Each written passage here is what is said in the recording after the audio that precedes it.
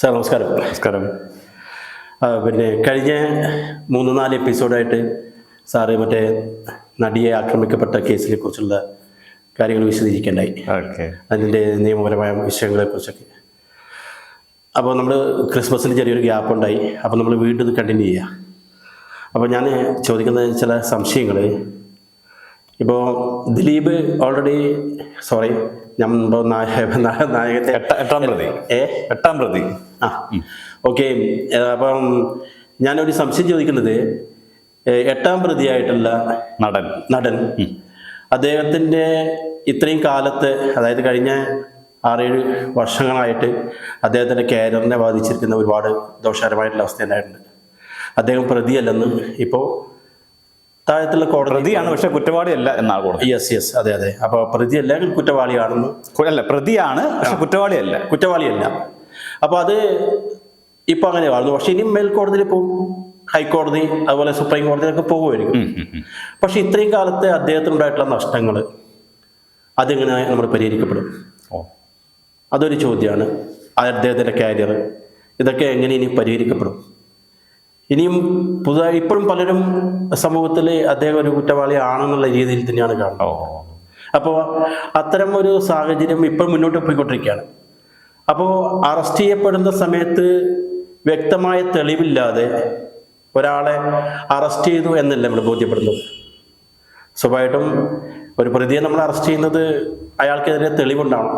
Arrest ചെയ്ത് അയാളെ remand ചെയ്യുന്ന സമയത്തും സ്വാഭാവികമായിട്ടും കോടതിക്ക് മുമ്പിൽ കുറേ വകുപ്പുകൾ കൊണ്ട് കൊടുത്തിട്ടുണ്ടാവും, അല്ലേ?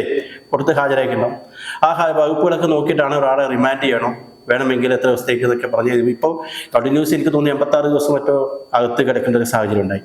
അപ്പോൾ പിന്നീട് പോലീസ് ഉദ്യോഗസ്ഥൻ അന്വേഷിച്ചിട്ട് അദ്ദേഹത്തിനെതിരെ ശക്തമായിട്ടുള്ള തെളിവുകളൊന്നും കിട്ടിയില്ല എന്നാണ് എൻ്റെ ബോധ്യം. എൻ്റെ ബോധ്യം നല്ല കോടതിയിൽ. എന്നിട്ട് അദ്ദേഹത്തെ വെറുതെ വിടുന്നു. പക്ഷേ ആ സമയങ്ങളിൽ വേറെ പ്രശ്നം അതിനകത്ത് നമ്മൾ കാണാതിരിക്കാൻ പറ്റില്ല. ഞാൻ അറസ്റ്റ് ചെയ്യപ്പെട്ട അയാളെ പ്രതിയല്ലെന്ന് നമുക്ക് പൂർണ്ണമായ ബോധ്യം, അയാൾ കുറ്റവാളിയല്ലെന്ന് തോന്നിക്കഴിഞ്ഞിട്ടും വീണ്ടും ഞാൻ പിടിച്ച ആൾ തന്നെയാണ് പ്രതി എന്ന് വരുത്തിയെടുക്കാൻ വേണ്ടിയിട്ട് ഫാബ്രിക്കേറ്റ് ചെയ്തിട്ടുണ്ടോ ഇതിനകത്ത് ഒരുപാട് തെളിവുകൾ. അപ്പോൾ അങ്ങനെയൊക്കെ ആണെങ്കിൽ അത് വലിയൊരു സാഹചര്യമല്ലേ നമ്മുടെ സമൂഹത്തെ ബാധിച്ച്? അതിനെപ്പറ്റി സാറിന് എന്താ പറയാനുള്ളത്? ഈ കേസിൽ 2 രീതിയിൽ സംഭവിക്കാം. ഒന്ന്, ഈ അന്വേഷണം നടത്തുന്ന വ്യക്തി ഒരു പബ്ലിക് സെർവൻ്റാണ്. ഇന്ത്യൻ പീനൽ കോഡും ഭാരതീയ നാഗരിക സുരക്ഷാ സംഹിതയും അല്ലെങ്കിൽ ഭാരതീയ ന്യായ സംഹിതയും ഒക്കെ അനുസരിച്ച് പബ്ലിക് സെർവൻ്റ് എന്ന് പറഞ്ഞാൽ പൊതുജനങ്ങളുടെ സേവകനായ നിഷ്പക്ഷമതിയായ ഒരാളാണ് അന്വേഷണം നടത്തുന്നത് എന്ന് ഉറപ്പുവരുത്തണം എന്നുള്ളതാണ് നിയമം. കാരണം ഈ പ്രതിയോട്, അല്ലെങ്കിൽ ഏത് കേസിലേ ആയിക്കോട്ടെ, പ്രതിയോട് മുൻവിരോധമുള്ള ഒരാൾ അന്വേഷണം നടത്തി കുറ്റപത്രം കൊടുത്താൽ അതുകൊണ്ട് മാത്രം ആ കേസ് നിൽക്കാതെ പോകും. അപ്പം അത് വരാതിരിക്കാൻ വേണ്ടി വാദിയായാലും സാക്ഷിയായാലും ഇരയായാലും അതിജീവിതയായാലും പ്രതിയായാലും ഇവരോട് ആരോടും തന്നെ യാതൊരു മുൻവിരോധവുമില്ലാത്ത നിഷ്പക്ഷമതിയായ ഒരു അന്വേഷണ ഉദ്യോഗസ്ഥൻ അന്വേഷണം നടത്തി അന്വേഷണത്തിൻ്റെ ഭാഗമായി തെളിവുകൾ കണ്ടെത്തി കുറ്റപത്രം കൊടുക്കണോ വേണ്ടയോ എന്ന് തീരുമാനിച്ച് കുറ്റപത്രം കൊടുക്കാനാണ് അദ്ദേഹം തീരുമാനിക്കുന്നതെങ്കിൽ ഈ കേസിൽ പ്രതി അല്ലെങ്കിൽ പ്രതികൾ ആരോപിക്കുന്ന കുറ്റകൃത്യം ചെയ്തിട്ടുണ്ട് എന്ന് എനിക്ക് ഉത്തമ ബോധ്യം വന്നു എന്ന് അദ്ദേഹത്തിൻ്റെ ഉറപ്പിന്മേൽ മാത്രം കുറ്റപത്രം കൊടുക്കുകയും തുടർന്ന് കോടതിയിൽ കേസ് പ്രോസിക്യൂട്ട് ചെയ്യുകയും ചെയ്യണം എന്നാണ് നിയമം. മറ്റൊരു വിധത്തിൽ പറഞ്ഞാൽ, അന്വേഷണ ഉദ്യോഗസ്ഥന് ഉത്തമ ബോധ്യം വന്നു ഈ പ്രതി കുറ്റക്കാരനാണ്, അദ്ദേഹം കോടതിയിൽ കുറ്റപത്രം ഹാജരാക്കി തെളിവുകൾ ഹാജരാക്കി പ്രോസിക്യൂഷൻ നടത്തി. എന്നാലും കോടതിക്ക് വേണേൽ പ്രതിയെ വെറുതെ വിടാം. പക്ഷേ ഒരു അന്വേഷണ ഉദ്യോഗസ്ഥൻ കോടതിയിൽ കുറ്റപത്രം കൊടുക്കുന്നതിന് മുമ്പ് അദ്ദേഹത്തിന് ഒരു പേഴ്സണൽ കൺവിക്ഷൻ, ഒരു ഉത്തമ ബോധ്യം, ഈ പ്രതി കുറ്റക്കാരനാണ്, അത് വന്നാൽ മാത്രമേ കുറ്റപത്രം കൊടുക്കാവൂ എന്നാണ് നിയമത്തിൻ്റെ നടപടിക്രമം, പ്രൊസീജിയർ എസ്റ്റാബ്ലിഷ്ഡ് ബൈ ലോ. അതുകൊണ്ട് തന്നെ ക്രിമിനൽ പ്രൊസീജിയർ കോഡിലാണെങ്കിലും ഭാരതീയ നാഗരിക സുരക്ഷാ സംഹിതയിലാണെങ്കിലും കുറ്റപത്രം എന്ന വാക്ക് ഉപയോഗിച്ചിട്ടേയില്ല. കോടതി കുറ്റപത്രം കൊടുത്തു നമ്മൾ പത്രത്തിൽ വായിക്കാറുണ്ട്, മീഡിയയിൽ കാണാറുണ്ട്, സംസാരിക്കാറുണ്ട്, ഒക്കെ ശരി തന്നെ. പക്ഷേ നിയമത്തിൽ കുറ്റപത്രം അല്ലെങ്കിൽ കുറ്റപത്രിക എന്നൊരു വാക്കില്ല. എന്തുകൊണ്ടെന്നാൽ ആ നിയമം മുൻകൂട്ടി ലെജിസ്ലേച്ചർ ഇൻ ഇസ് വിസ്ഡം അല്ലെങ്കിൽ നിയമസഭാ സാമാജികരും നിയമനിർമ്മാണ സഭയും അവരുടെ ലെജിസ്ലേറ്റീവ് വിസ്ഡം അനുസരിച്ച് ഉണ്ടാക്കിയ ഒന്നാണ് നിയമം. അതുകൊണ്ടാണ് അവർ ബുദ്ധിപൂർവം ഈ കുറ്റപത്രം എന്ന വാക്ക് ഉപയോഗിക്കാത്തത്. ചാർജ് ഷീറ്റ് എന്നുള്ള വാക്ക് കോടതി നടപടിക്രമങ്ങളുടെ ഭാഗമായും പോലീസിന്റെ രീതിയിലും പത്രക്കാരൊക്കെ ഉണ്ടാക്കിയൊരു വാക്കാണ്. ചാർജ് ഷീറ്റ് എന്ന വാക്ക് നിയമത്തിലില്ല. മറിച്ച് ഫൈനൽ റിപ്പോർട്ട്, അന്തിമ റിപ്പോർട്ട് എന്ന വാക്ക് മാത്രമാണ് നിയമത്തിൽ ഉപയോഗിച്ചിരിക്കുന്നത്. അതിൻ്റെ കാരണം എന്തെന്ന് വെച്ചാൽ ഈ അന്തിമ റിപ്പോർട്ട് എന്ന് പറയുന്നത് ഒരു കേസിൽ FIR വരുന്നു. FIR എന്നാണ് ഏത് കേസിൻ്റെ തുടക്കം. അപ്പം ഈ FIR ലോഡ് ചെയ്യുന്നത് അല്ലെങ്കിൽ FI സ്റ്റേറ്റ്മെന്റ് കൊടുക്കുന്നത് പോലീസല്ല. ഒരു കുറ്റകൃത്യത്തെ പറ്റി ആർക്കെങ്കിലും അറിവ് കിട്ടിയാൽ anybody can set A criminal law in motion. അപ്പം നിങ്ങളായാലും ഞാനായാലും പൊതുജനങ്ങളിൽ ആരായാലും, ഇനി ഇരയായ വ്യക്തിയാണെങ്കിലും അതിജീവിതയാണെങ്കിലും അതിജീവിച്ച വ്യക്തിയോ അല്ലെങ്കിൽ ഇരയോ അല്ലെങ്കിൽ ഈ ക്രൈമിന്റെ ഇമ്പാക്റ്റ് അനുഭവിച്ചയാളോ അല്ലാത്തവരോ ആർക്ക് വേണമെങ്കിലും ഒരു ക്രിമിനൽ കൃത്യം നടന്ന കാര്യം പോലീസിനെ അറിയിക്കാം. അപ്പം അതിനാണ് first information statement, first information report എന്ന് പറയുന്നത്. ഇത് ആർക്കും കൊടുക്കാം. അപ്പം ആ രീതിയിൽ ഒരു പൊതുജനങ്ങളിൽപ്പെട്ട ഒരാൾ അല്ലെങ്കിൽ ഇരയായ വ്യക്തി അല്ലെങ്കിൽ അതിജീവിത ഒരു റിപ്പോർട്ട് ഇൻഫർമേഷൻ പോലീസിന് കൊടുത്താൽ അവിടെ നിന്നാണ് ഒരു കേസിൻ്റെ തുടക്കം ഉണ്ടാകുന്നത്. അതിന് ഫസ്റ്റ് ഇൻഫർമേഷൻ സ്റ്റേറ്റ്മെന്റ് എന്ന് പറയും. അത് എഴുതി കൊടുക്കാം. ഇനി നമുക്ക് വാക്കാൽ മൊഴിയായിട്ട് പറയാം. അങ്ങനെ പറഞ്ഞു കൊടുത്താൽ ഏത് പോലീസ് സ്റ്റേഷനിലാണെങ്കിലും അവിടുത്തെ SHO സ്റ്റേഷൻ ഹൗസ് ഓഫീസർ അത് റെക്കോർഡ് ഇൻ റൈറ്റിംഗ് എഴുതി കൊടുക്കുന്നു, അല്ലെങ്കിൽ എഴുതിയെടുക്കണം. അതിനെ അടിസ്ഥാനമാക്കിയാണ് ഫസ്റ്റ് ഇൻഫർമേഷൻ റിപ്പോർട്ട് അല്ലെങ്കിൽ FIR ഉണ്ടാകുന്നത്. ഈ FIR ഇട്ട് കഴിഞ്ഞാൽ പിന്നീടാണ് താങ്കൾ പറഞ്ഞ പോലെയുള്ള അറസ്റ്റും അന്വേഷണവും മറ്റു കാര്യങ്ങളെല്ലാം ഉണ്ടാകുന്നത്. അപ്പോൾ അങ്ങനെ അന്വേഷണം ഒരു FIR വന്നു, പിന്നെ അവിടുന്ന് അന്വേഷണം തുടങ്ങുകയാണ്. അന്വേഷണം തുടങ്ങുമ്പോൾ അന്വേഷണ ഉദ്യോഗസ്ഥൻ അല്ലെങ്കിൽ അതിന് നിയോഗിക്കപ്പെട്ടയാൾ അല്ലെങ്കിൽ അന്വേഷണ ടീം, ചില പ്രധാനപ്പെട്ട കേസുകളിലൊക്കെ സ്പെഷ്യൽ ഇൻവെസ്റ്റിഗേഷൻ ടീമിനെ കോടതി അല്ലെങ്കിൽ ഗവൺമെൻറ് അപ്പോയിന്റ് ചെയ്യാറുണ്ട്. അപ്പോൾ അങ്ങനെയുള്ള ആ ടീം അത് ചെയ്യാറുണ്ട്. ചിലപ്പോൾ കോടതി നിർദ്ദേശം ടീം അന്വേഷിക്കണം, എക്സ്പെർട്ടായിട്ടുള്ളവർ അന്വേഷിക്കണം എന്ന് പറയാറുണ്ട്. ഈ CBI അന്വേഷിക്കണം, അത് പ്രത്യേകമായ അന്വേഷണ വിഭാഗമാണ്. ഇനി NIA അന്വേഷിക്കുകയാണെങ്കിൽ നാഷണൽ ഇൻവെസ്റ്റിഗേഷൻ ഏജൻസി, അതൊരു പ്രത്യേക ടീമാണ്, അല്ലെങ്കിൽ അതിൻ്റെ ആ ഏജൻസിയുടെ ഭാഗമായിട്ട് ചെയ്യുന്നത്. അപ്പം ഇവരാണ് അന്വേഷണം നടത്തുന്നത്. ഈ അന്വേഷണം നടക്കുമ്പോഴാണ് പല കാര്യങ്ങളും വരുന്നത്. ഇത് പലപ്പോഴും നമ്മൾ ആരും തിരിച്ചറിയാറില്ല. നമ്മൾ ഈ കോടതി നടപടിക്രമങ്ങൾ മാത്രമേ കാണുള്ളൂ. നമ്മൾ സിനിമ കാണാൻ പോകുമ്പോൾ 2 മണിക്കൂർ 2.5 മണിക്കൂർ അല്ലെങ്കിൽ 3 മണിക്കൂർ സിനിമ നമ്മൾ കണ്ട് തൃപ്തിയായിട്ട് പോകും. പക്ഷേ ഈ സിനിമയുടെ പിന്നിൽ ഒരു 6 മാസത്തെയോ അല്ലെങ്കിൽ 3 മാസത്തെയോ ഇനി 2 മാസം, കുറഞ്ഞ പക്ഷെ 1 മാസത്തെയെങ്കിലും അധ്വാനം അതിൻ്റെ പിന്നിലുണ്ടാവും. അതിൻ്റെ ഒരു കഥ എഴുതണം, അതിന് മുമ്പ് ഒരു നിർമ്മാതാവ് ഉണ്ടാകണം, സംവിധായകൻ ഉണ്ടാകണം, ഇനി ലൊക്കേഷൻ കാണണം, പിന്നെ ക്യാമറാമാൻ വേണം, എത്രയോ ആംഗിളിൽ നിന്ന് എത്രയോ ഷോട്ടുകൾ എടുക്കണം, ഇതെല്ലാം എടുത്തിട്ട് അത് എഡിറ്റ് ചെയ്യണം. ഇതെല്ലാം കഴിഞ്ഞ് ഡബ്ബിങ് കൂടെ കഴിഞ്ഞ് ബാക്കി ഫൈനൽ വർക്കുകളെല്ലാം ചെയ്തിട്ട് ഒരു അണിയിച്ചൊരുക്കിയ കലാരൂപം 2 മണിക്കൂർ 2.5 മണിക്കൂർ നമ്മുടെ മുന്നിൽ വരും എന്ന് പറഞ്ഞ പോലെ. പക്ഷെ അതിൻ്റെ പിന്നിൽ ചിലപ്പോൾ 6 മാസം അധ്വാനം കാണും. ഇതുപോലെയാണ് കോടതിയിലെ കാര്യങ്ങൾ. കോടതിയിൽ ഒരു കേസ് കുറ്റപത്രം കൊടുത്ത് വിചാരണ നടത്തി, അതൊരു ഫൈനൽ സ്റ്റേജാണ്. അതിന് മുമ്പിൽ ഈ കുറ്റപത്രം കൊടുക്കുന്നതിന് മുമ്പ് ഒരു അന്വേഷണം നടക്കണം. ഈ അന്വേഷണം എന്ന് പറഞ്ഞാൽ അത്ര നിസ്സാര കാര്യമില്ല. പക്ഷെ ഇവിടെ പല മാനിപ്പുലേഷനും ഉണ്ടാകാൻ സാധ്യതയുണ്ട് എന്നുള്ളതാണ് താങ്കളുടെ ചോദ്യത്തിൽ നിന്ന് പറഞ്ഞ കാര്യം. പല കേസുകളിൽ അങ്ങനെ ഉണ്ടാകാറുണ്ട്, അല്ലെങ്കിൽ അങ്ങനെ ഉണ്ടാകാനുള്ള സാധ്യതയുണ്ട്. ഇത് തള്ളിക്കളയാൻ പാടില്ല.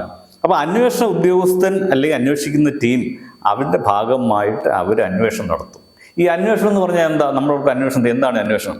അന്വേഷണം നടത്തിയിട്ട് എന്തെങ്കിലും അങ്ങോട്ട് കൊണ്ട് കോടതി കൊടുക്കാൻ പറ്റില്ല. അതിന് നിയമത്തിൽ വ്യക്തമായ വകുപ്പുകളുണ്ട്. എന്തൊക്കെയാണ് അന്വേഷണം, എന്തൊക്കെയാണ് ചെയ്യേണ്ടത് എന്ന് നിയമത്തിൽ വ്യക്തമായിട്ട് പറഞ്ഞിട്ടുണ്ട്.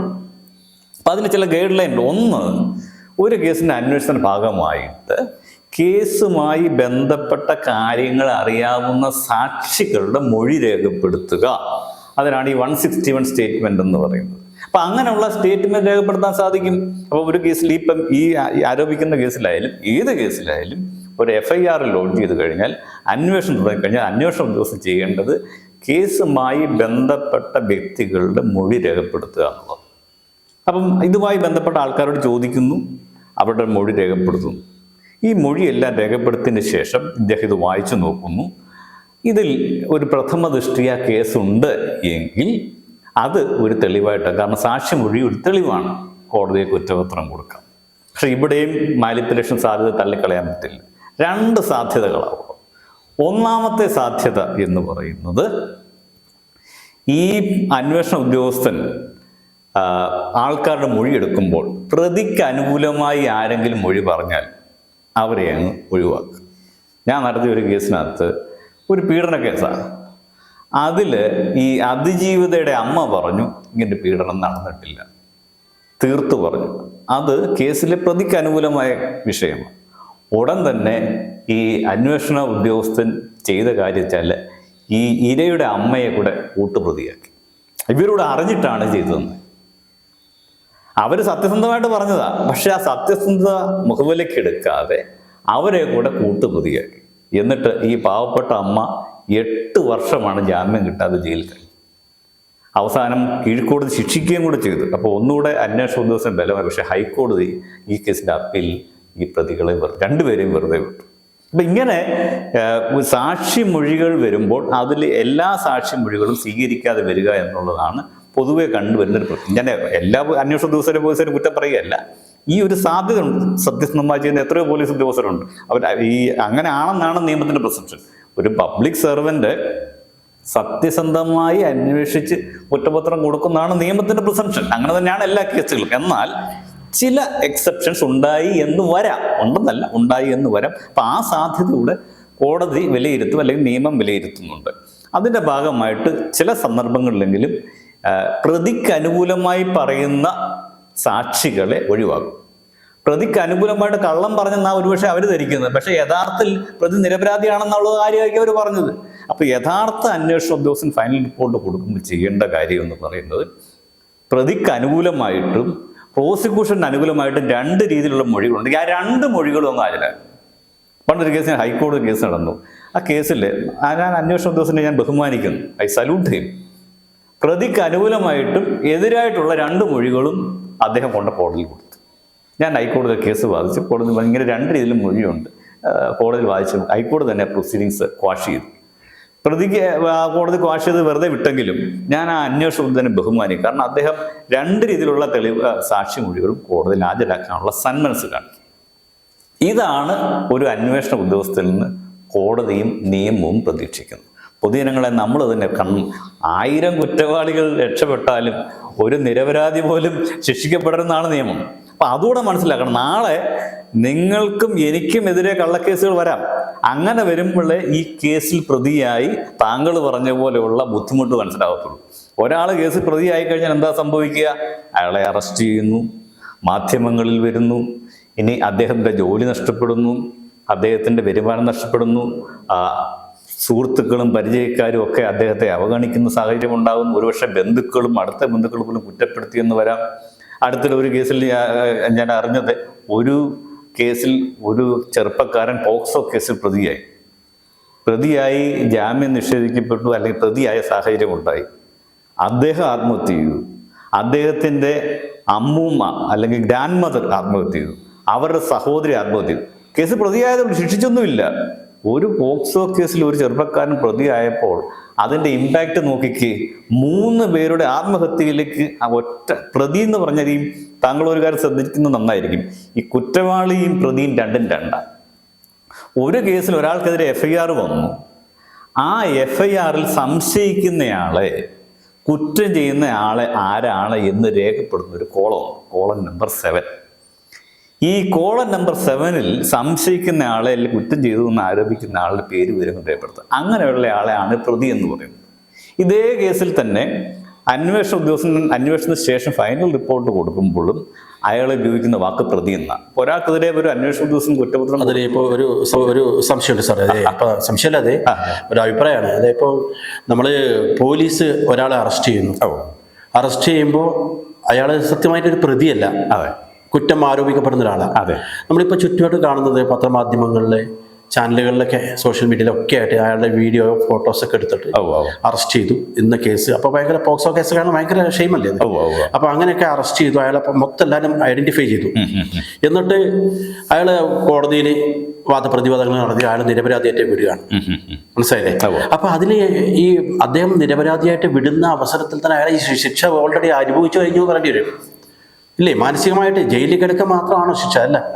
അല്ലാതെ അപ്പോൾ അതിനെ നമ്മൾ പ്രതിരോധിക്കേണ്ടത്, അതിനു വേണ്ടി ഒരു നിയമ സംവിധാനം വേണ്ടേ? കാരണം വെച്ചാൽ പ്രതി എന്ന് ആരോപിക്കപ്പെടുന്ന ഒരാളെ പോലീസ് അറസ്റ്റ് ചെയ്തു അല്ലെങ്കിൽ കൊണ്ടുപോയി ക്വസ്റ്റ്യൻ ചെയ്തു എന്നൊക്കെ പറഞ്ഞാൽ മാത്രം അയാൾ പ്രതിയാവുന്നില്ലല്ലോ. കോടതിയിൽ അന്തിമ വിധി വരുന്നവരെ, ആ വിധി വന്നാൽ പോലും പിന്നീട് അതിന് മുകളിൽ വേറെ കോടതികളുണ്ട് അല്ലേ? മുകളിൽ കോടതികളുണ്ട്, അവിടെ പോകും. പക്ഷെ ഞാൻ പറയുന്നത് അപ്പൊ ഈ തുടക്കത്തിലുള്ള ഇതൊക്കെ ശരിക്കും നിയമപരമായിട്ട് ഞാൻ പറഞ്ഞില്ല. ഇപ്പോൾ അതിജീവിത എന്നൊക്കെ പറയുമ്പോൾ തന്നെ ഈ പ്രതിയെന്ന് ആരോപിക്കപ്പെടുന്നവർക്കും, ഞാൻ ആ കേസല്ല പറയുന്നത്, മൊത്തത്തിൽ പറയുന്നത്, വാദിക്കും പ്രതിക്കും അവരുടെ ഡീറ്റെയിൽസ് പുറത്തു വിടാത്ത രീതിയിലുള്ള ഒരു സെറ്റപ്പ് നമുക്ക് ആവശ്യമല്ലേ നിയമപരമായിട്ട്? അല്ല, അതിനൊരു കാര്യമുണ്ട്. അതാണ് ഞാൻ പറഞ്ഞു തന്നൊരു കാര്യം. ഈ പ്രതിയും കുറ്റവാളിയും രണ്ടും രണ്ടാ. നിയമത്തിന്റെ കൺസെപ്റ്റ് എന്ന് പറഞ്ഞാൽ പ്രതി എന്ന് വിചാരിച്ചാൽ നമ്മുടെയൊക്കെ ഒരു തെറ്റിദ്ധാരണ അറിയാം. പ്രതി ആയി എന്ന് പറഞ്ഞാൽ അയാളെ കുറ്റം ചെയ്തെന്നാ. അത് എനിക്ക് തോന്നുന്നു ഈ കേസിലെ ഈ അതിജീവിതയെ നടിയെ ആക്രമിച്ച കേസിലെ 8ാം പ്രതി നടൻ ഒത്തിരി അനുഭവിച്ചു കാണും. അദ്ദേഹം കുറ്റം ചെയ്തു, പ്രതിയായെന്ന് പറഞ്ഞ അവിടെ കുറ്റം ചെയ്തു എന്ന നിലയിലാണ് പലപ്പോഴും തെറ്റിദ്ധാരണ കൊണ്ടാവാം പൊതുജനങ്ങൾ പലരും സമീപിച്ചത്, അത് മനസ്സിലാക്കിയത്. ഒരു പക്ഷേ അതൊരു തെറ്റിദ്ധാരണയാണ്. പ്രതി എന്ന് പറഞ്ഞാൽ കുറ്റം ചെയ്തയാളെന്നല്ല നിയമത്തിൽ മനസ്സിലാക്കുന്നത്. ഞങ്ങൾ അഡ്വക്കേറ്റ്സും പോലീസുകാരെ കുറ്റപ്പെടുന്ന കാരണം പോലീസ് പറഞ്ഞാൽ ഞങ്ങൾ പ്രതിയാക്കിയെന്ന് മാത്രമേ, ഞങ്ങൾ ശിക്ഷിച്ചിട്ടൊന്നുമില്ല, അവർക്കത് പറയാം, അവരുടെ കർമ്മ കറക്റ്റാണ്. അപ്പം വക്കീലും പോലീസും കോടതിയും നിയമവും കാണുന്ന ഒരു കാര്യമുണ്ട്. പ്രതി എന്ന് പറഞ്ഞാൽ കുറ്റം ചെയ്തയാളെന്നല്ല, കുറ്റം ചെയ്തു എന്ന് ആരോപിക്കപ്പെടുന്നയാൾ, അലജ്ഡ് ഒഫൻസ്. പ്രതി എന്ന് പറഞ്ഞാൽ കുറ്റം ചെയ്തെന്ന് ആരോപിക്കപ്പെടുന്നെന്ന് മാത്രമേ ഉള്ളൂ. പക്ഷേ അങ്ങനെയുള്ള പ്രതി, ആ പ്രതി ഒരാൾക്കെതിരെ അന്വേഷണം നടന്നു, കുറ്റപത്രം കൊടുത്തു എന്ന് തന്നെ വിചാരിക്കുക, അയാൾ പ്രതിയായി. ആ വ്യക്തിയെപ്പറ്റി നിയമം എന്താ പറയുന്നത് അറിയാവോ? പൊതുജനങ്ങൾ എന്താ പറയുന്നത്, അല്ലെങ്കിൽ അങ്ങനെ സംശയിക്കുന്നത്, തെറ്റിദ്ധരിക്കുന്നത് അയാൾ കുറ്റം ചെയ്യുന്നു. കാരണം കുറ്റപത്രം കൊടുത്തല്ലോ. കുറ്റപത്രം കൊടുക്കപ്പെട്ട ഒരു പ്രതിയെപ്പറ്റി നിയമം മനസ്സിലാക്കുന്നത്, അല്ലെങ്കിൽ നിയമത്തിന്റെ കൺസെപ്റ്റ് എന്നാൽ അദ്ദേഹം നിരപരാധിയാണ്. An accused person is presumed to be innocent until the contrary is proved. ഇതൊന്ന് താങ്കൾ ശ്രദ്ധിക്കുന്നത് നന്നായിരിക്കും. അപ്പം കുറ്റപത്രം കൊടുത്ത വ്യക്തിയെ പറ്റി നിയമത്തിൽ കാണുന്നത് അയാൾ നിരപരാധിയാണെന്ന, അയാൾക്ക് അതിന്റെ പ്രിസംഷനും ഉണ്ട്. അപ്പൊ അതുകൊണ്ട് ഈ കുറ്റപത്രം കൊടുത്തു, പ്രതിപട്ടിയെ ചേർത്തു, FIR ലോഡ് ചെയ്തു എന്നതിന്റെ പേരിൽ മാത്രം ഒരാളെ കുറ്റവാളിയാണ് എന്ന് കാണുന്ന മുൻവിധി പൊതുജനങ്ങൾ ഒഴിവാക്കണം. അറിവില്ലായ്മ ഉണ്ടാവാം. അല്ല, അത് മാത്രമല്ല സാർ, ഇത് ഒരു ചാനൽ വിചാരണ വരെ നടത്തുക. ഇത് ഞാൻ പറഞ്ഞ ഈ ഒരു കേസല്ല, ഒരു പൊളിറ്റീഷ്യൻ ആയാലും അല്ലെങ്കിൽ ഒരു സെലിബ്രിറ്റി ആയാലും അത് ചാനലിൽ ചർച്ചകൾ നടത്തുക, എന്നിട്ട് അയാൾക്കെതിരെ സംസാരിക്കുക, അത് ഭയങ്കര ഒരു പബ്ലിസിറ്റി കൊടുക്കുക. അതൊക്കെ ശരിക്കും ഒരു എന്താ പറയുക, ഒരാളെ പിന്നെ നമുക്ക് കോടതിയുണ്ട്, പോലീസുണ്ട്, സെറ്റപ്പുണ്ട്, സംവിധാനങ്ങളുണ്ട്. ഇതൊക്കെ നിലനിൽക്കെ തന്നെ ഇത്തരം പരിപാടികൾ നമ്മളത് ഒരിക്കലും അനുവദിക്കാൻ പാടില്ലാത്തൊരു കാര്യമല്ലേ? അല്ല, തീർച്ചയായും ഈ മാധ്യമ വിചാരണ എന്നൊരു കൺസെപ്റ്റ് ഉണ്ട്. അപ്പം ഈ മാധ്യമങ്ങൾ കൂടെ വിചാരണ നടത്തി ഒരാളെ കുറ്റവാളിയാണെന്ന് വിധിക്കുന്ന രീതിയിലുള്ള മനോഭാവം ആരെങ്കിലും വെച്ച് പുലർത്തുന്നുണ്ടെങ്കിൽ അത് പാടില്ല എന്ന് സുപ്രീം കോടതി തന്നെ വിലക്കിയ കാര്യമാണ്. ഒരിക്കലും ഒരു വിചാരണ നടക്കുന്ന ഒരു കേസിനെ പറ്റി മാധ്യമങ്ങൾ അത് അങ്ങനെയാണ്, ആ തെളിവുണ്ടല്ലോ, ഈ തെളിവുണ്ടല്ലോ, അയാൾ കുറ്റവാളിയാണ്, ഇതൊന്നും പറയാൻ പാടില്ല. കേസുമായിട്ട് ബന്ധപ്പെട്ട നിയമവശങ്ങൾ ചർച്ച ചെയ്യാം, പക്ഷേ വിചാരണ നടത്തരുത്. കാരണം വിചാരണ എന്ന് പറയുമ്പോൾ അതിന് ഫാക്ട് ഫൈൻഡിങ് ആണ്. അപ്പൊ ഇത് കേട്ടിട്ടുണ്ടോ? ഇപ്പം ഈ നടിയാക്രമിച്ച കേസിന്റെ വിചാരണ കഴിഞ്ഞ് വിധി വന്നതുകൊണ്ട് നമ്മൾ വിധിയെ പറ്റിയാണ് ചർച്ച ചെയ്യുന്നത്. പക്ഷേ അതിൽ പറഞ്ഞ material object, memory card, phone, ഇതിനെപ്പറ്റി എല്ലാം കൂടെ അത് അങ്ങനെയാണ് ഇങ്ങനെയാണെന്ന് വിധി മാധ്യമങ്ങൾ നടത്തുന്നുണ്ടെങ്കിൽ അത് ശരിയല്ല. അപ്പം അതുകൊണ്ട് ആണ് എന്ന് മുൻവിധിയോടെ സമീപിക്കാതെ, പ്രത്യേകിച്ച് താങ്കൾ പറഞ്ഞൊരു കാര്യമുണ്ട്, ഈ പ്രതികളുടെ ഫോട്ടോയും മറ്റു കാര്യങ്ങളും എല്ലാം പത്രത്തിലൂടെ വന്നിട്ട് ഈ അവരാണെന്നുള്ളതിൽ ഒരു മുൻവിധിയോടെ സമീപിക്കുന്നത് അതും പാടില്ല. കാരണം അതിജീവിതയുടെ പേരുവിവരങ്ങൾ ഉൾപ്പെടുത്താൻ നമ്മൾ പറയാറുണ്ട്, കോടതി വിലക്കുന്നുണ്ട്. ശരി തന്നെ, പ്രതിയായിട്ടുള്ളവർക്കും ഇതേ പ്രിവിലേജ് കൊടുക്കണം എന്നുള്ളതാണ് എൻ്റെ വ്യക്തിപരമായ അഭിപ്രായം. കാരണം ഇത് നാളെ നിങ്ങൾക്കും എനിക്കും വരുമ്പോൾ ഇത് മനസ്സിലാവത്തുള്ളൂ. അതുകൊണ്ട് പ്രതിപ്പട്ടികയിൽ ഒരാൾ വന്നു എന്ന്, കുറ്റപത്രം കൊടുത്തു എന്നതുകൊണ്ട് അയാൾ കുറ്റവാളിയാണെന്ന് വരുന്നില്ല.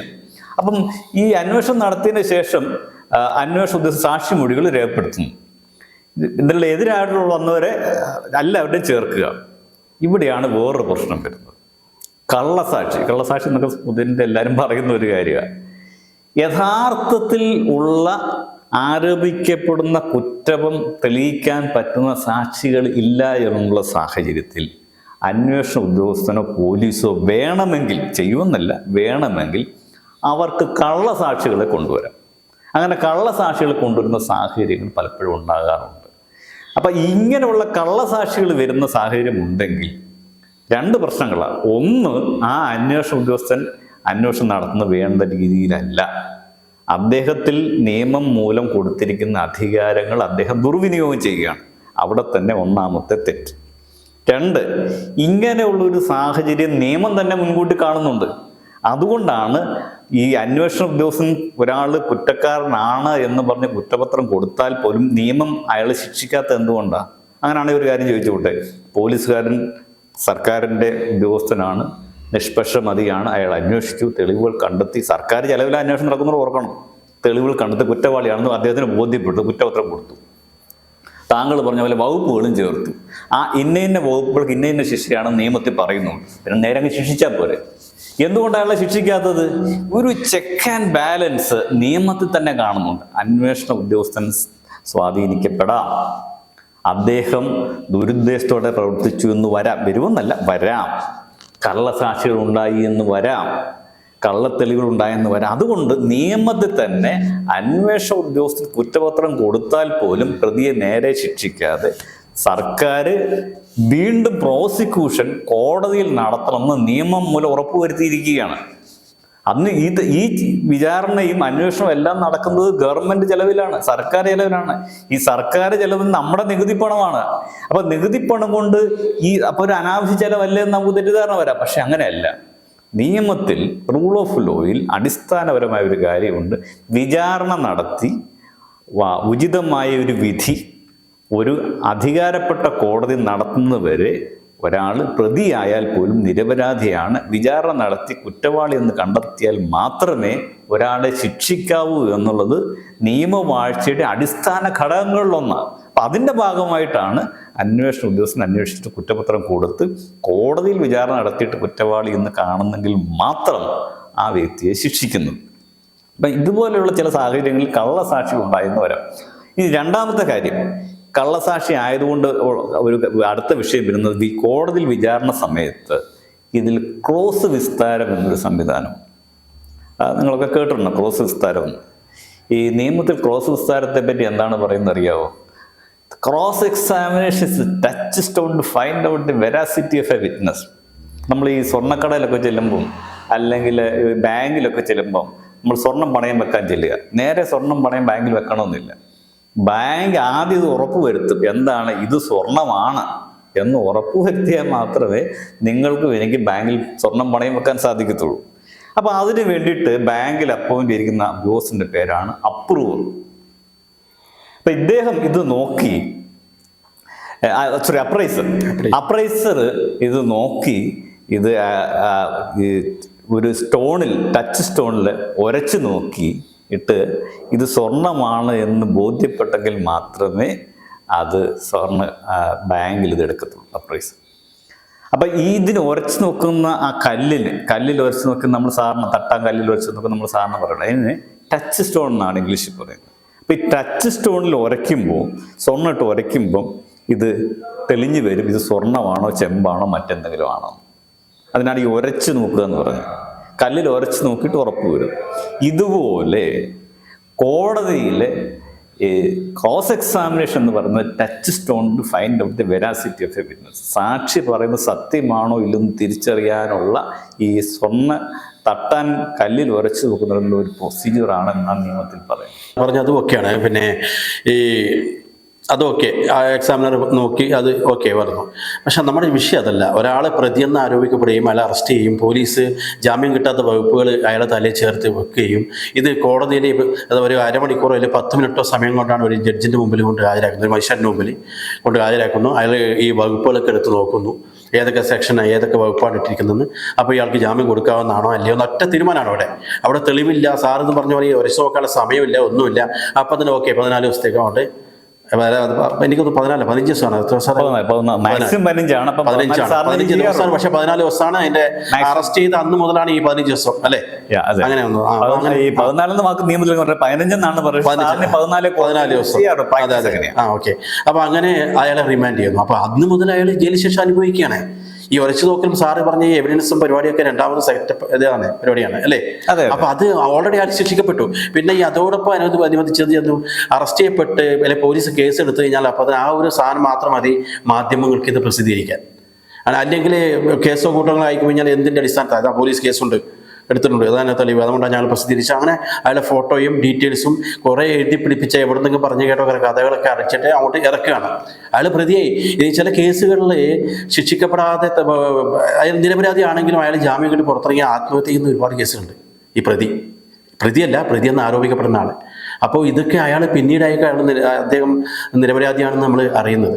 അപ്പോൾ നമ്മൾ ഫസ്റ്റിൽ തന്നെ ഇങ്ങനെ ഒരു ശിക്ഷ കിട്ടുന്നത് വലിയൊരു ക്രൂവലല്ല. നമ്മൾ ഇങ്ങനെ ഒരു വികസിതമായിട്ടുള്ള എന്താ പറയുക ഈ ഒരു സമൂഹത്തിൽ എത്രത്തോളം ബോധവൽക്കരണം ഇത്രയും ഇതിനെ പറ്റി സാമൂഹികമായിട്ടുള്ള ബോധമുള്ള ഒരു സംസ്കാരമുള്ള ഒരു സമൂഹത്തിൽ ഇങ്ങനെ ഒരാളെ ഇങ്ങനെ ഒരു ശിക്ഷാ നടപടി ശരിയാണോ, അതിനൊരു മാറ്റം വേണ്ടേ എന്നാണ് ചോദിക്കുന്നത്. ചിലപ്പോൾ എൻ്റെ അറിവില്ലായ്മ കൊണ്ടായിരിക്കാം, ഞാനൊരു അഡ്വക്കേറ്റ് അല്ലാത്തതുകൊണ്ടായിരിക്കാം, ഒരു സാധാരണക്കാരൻ്റെ ഭാഗത്ത് നിന്നുള്ള ചോദ്യമാണ്. ഞാനിത് ഈ പത്രമാധ്യമങ്ങളിലും ഒക്കെ ഞാൻ ഇതുപോലുള്ള ന്യൂസുകളൊക്കെ കാണുമ്പോൾ ചിന്തിക്കാറുണ്ട്, ഇതൊരു ശരിക്കൊരു ക്രൂവാലിറ്റി അല്ലേ. ഇപ്പോൾ ഞാൻ പറഞ്ഞപ്പോൾ ഈ നടൻ്റെ കേസ് ഇത്രയും 8 വർഷമായിട്ട് ഈ പിന്നെ എന്താ പറയുക വാദിക്ക് സർക്കാരിൻ്റെ സംവിധാനങ്ങളും സെറ്റപ്പും എല്ലാം ഉണ്ട്, പ്രോസിക്യൂഷൻ എല്ലാം ഉണ്ട്. പക്ഷെ പ്രതിക്ക് ഇതൊന്നും ഉണ്ടാവില്ല. അദ്ദേഹം വക്കീലിനെ വെക്കുന്നതും അയാളുടെ കോടതി ചെലവുകളും അവരിപ്പോൾ സുപ്രീം കോടതി വരെ പോകേണ്ടി വന്നാലും ഒക്കെ അയാൾ കഴിഞ്ഞാൽ പോകുന്നത് ഈ പൈസ. പക്ഷേ മറ്റേത് അങ്ങനെയല്ല, മറ്റേത് അപ്പീൽ പോകുന്നത് എല്ലാം സർക്കാരിൻ്റെ ചെലവിലാണ് അല്ലേ. അപ്പോൾ ഞാൻ പറഞ്ഞത് അത് പ്രൂവ് ചെയ്യേണ്ട എല്ലാ ഉത്തരവാദിത്വം അത് പണമില്ലാത്തവനാണ് ഞാൻ ശിക്ഷിക്കപ്പെട്ടു എന്നുള്ളതിന് 100% ഉറപ്പാണ്. അതാണ് ഞാൻ ചോദിക്കുന്നത്, അതിനെന്തെങ്കിലും ഒരു സംഭവം നമുക്ക് വേണ്ടേ? അല്ല, അതിനകത്ത് താങ്കൾ പറഞ്ഞതിനകത്ത് താങ്കളൊരു സാധാരണക്കാരെന്നല്ലേ ചോദിച്ചതാണ്. ആ ചോദ്യം പ്രസക്തമാണ്, അതിൻ്റെ ഒരു മറുപടി കൂടെ ഉണ്ട്. ഈ കോടതി നിയമ സംവിധാനത്തിന് ഒരു പ്രത്യേകത, പ്രതിക്ക് പ്രത്യേകിച്ച് പരിഗണന ഒന്നുമില്ല, വാദിക്കും പ്രത്യേകിച്ച് പരിഗണന ഒന്നുമില്ല. വാദിയോട് ഒരു പരിധിക്കുള്ളിൽ പ്രത്യേകിച്ച് സഹായിക്കേണ്ട ആവശ്യമില്ല, പ്രതിക്കും സഹായിക്കേണ്ട ആവശ്യമില്ല. എന്നാൽ രണ്ടുപേരെയും തുല്യമായിട്ട് പരിഗണിക്കാനുള്ളൊരു ചുമതല നിയമ സംവിധാനത്തിൽ കോടതിക്കും പ്രോസിക്യൂഷനുമുണ്ട്. ഇപ്പം നമ്മൾ പറയുമ്പോൾ എല്ലാം പ്രതിയുടെ കാര്യങ്ങളാണ് പറയുന്നത്. ഇതുപോലെയുള്ള ഒരു തുല്യനീതി വാദിക്കും കിട്ടണ്ടേ? അപ്പം ഈ കള്ളക്കേസുകൾ ഉണ്ടാവാം, ശരിയായ കേസുകളും ഉണ്ടാകത്തില്ലേ? അപ്പം അതുകൊണ്ട് ഇത് ഒരു സ്ട്രൈക്കിങ് എ ബാലൻസ് എന്ന് പറയും. രണ്ടുമുണ്ട്. പ്രതിയുടെ കാര്യങ്ങൾ പറയുമ്പോഴത്തേക്ക് ഈ നാട്ടിൽ ഇന്ന് വരെ ആർക്കും ഒരു കുറ്റവും ചെയ്തിട്ടില്ല, എല്ലാ പ്രതികളും നിരപരാധികളാണ്, ഒരു കുറ്റകൃത്യം നടന്നില്ല എന്ന് പറയാൻ പറ്റുമോ? അപ്പം ശരിയായിട്ടുള്ള ജെനുവിൻ കേസസ് ഉണ്ടാവാം. അപ്പം അത് ഉണ്ടോ ഇല്ലയോ എന്നുള്ള ഒരു ഡയഗ്നോസിസ് പ്രോസസ്സാണ് കോടതിയിൽ നടക്കുന്നത്, അല്ലെങ്കിൽ ഇൻവെസ്റ്റിഗേഷൻ ടീം ചെയ്യുന്ന അന്വേഷണ ഭാഗമായിട്ട് ചെയ്യുന്നത്. അപ്പൊ കോടതിയെ സംബന്ധിച്ചിടത്തോളം ഒരു പ്രതിയെ അറസ്റ്റ് ചെയ്ത് കോടതിയിൽ ഹാജരാക്കി കഴിഞ്ഞാൽ ഇയാൾ കുറ്റം ചെയ്തിട്ട് ഉണ്ടെന്ന് പറയാൻ പറ്റത്തില്ല, ശരി തന്നെ, പ്രിസംപ്ഷൻ ഓഫ് ഇന്നസെൻസ് ഉണ്ട്. ഇയാൾ കുറ്റം ചെയ്തിട്ടില്ല എന്നും പറയാൻ പറ്റത്തില്ല. അവിടെ അറസ്റ്റ് ചെയ്തത് കൊണ്ട് മാത്രം ഒരാൾ കുറ്റവാളിയാകുന്നില്ലെങ്കിൽ പോലും അന്വേഷണം നടത്തി ഇയാൾ കുറ്റപത്രം കൊടുക്കണോ വേണ്ടയോ എന്ന് തീരുമാനിക്കാനുള്ള ഒരു അവസരം അന്വേഷണ ഉദ്യോഗസ്ഥർ കൊടുക്കേണ്ട ഒരു ചുമതലയും കൂടെ കോടതിക്കുണ്ട്. അതുകൊണ്ടാണ് ഞാൻ പറഞ്ഞത്, ഈ തുല്യനീതി ഇരയ്ക്കും അല്ലെങ്കിൽ അതിജീവിതയ്ക്കും സർക്കാരിന് പ്രോസിക്യൂഷൻ ബാധകമാണ്. അപ്പോൾ ഒരാളെ അറസ്റ്റ് ചെയ്തു, ഈ അറസ്റ്റ് ചെയ്യുമ്പോൾ ഒരു വിഷയം എന്താ വെച്ചാൽ എല്ലാവർക്കും ഒരു ഭരണഘടനാപരമായ ഒരു അവകാശം, മൗലിക അവകാശമായിട്ട് കൊടുക്കുന്നുണ്ട്. The person is arrested in a criminal case, he should not be given in custody or detained in custody or in prison beyond 24 hours without the permission or order of a magistrate. ഒരാളെക്കെതിരെ ഒരു ആരോപണം വന്നു, FIR lodge ചെയ്തു, അതിൻ്റെ പേരിൽ ഒരാളെ അനിയന്ത്രിതമായിട്ട് തടവിൽ പാർപ്പിക്കാൻ പാടില്ല.